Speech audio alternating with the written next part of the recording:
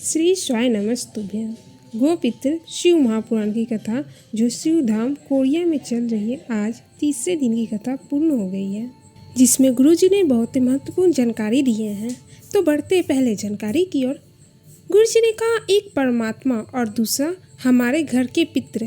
परमात्मा कभी नहीं सोते, दूसरा हमारे पितृ कभी नहीं सोते। हमारे जीवन में दुख आए, तकलीफ आए तो पितृ हमारी रक्षा करते हैं। बढ़ते दूसरे जानकारी की ओर। गुरुजी ने कहा, भोजन करते ही खून बनना प्रारंभ होता है, वैसे ही परमात्मा का भजन करते ही, सत्संग करते ही, एक लोटा जल समर्पित करते ही, श्री स्वाय नमस्तुभ्यम कहते ही हमारे ऊपर महादेव की कृपा प्राप्त होने लगती है।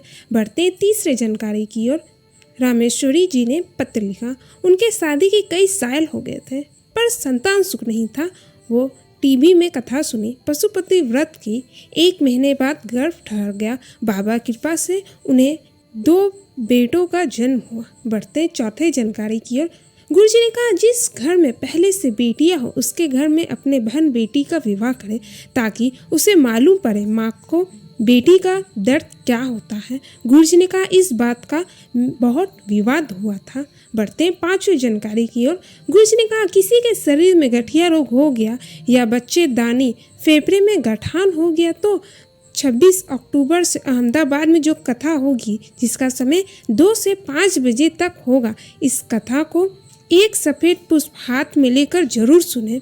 उसके बाद इस पुष्प को आप शिवालय भेज दें।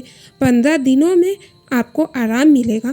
कोई भी रोग हो, रोग से मुक्ति के लिए ये शिव महापुराण की कथा होगी। जानते हैं कल की कथा यानी दूसरे दिन की कथा में गुरुजी ने क्या क्या मुख्य बातें बताए। गुरुजी ने कहा, जब गाय के कंडे उपले को जलाते और गाय का ही घी डालते तो हमारे पूर्वजों को तरण प्राप्त होकर हमें वर प्राप्त होता है।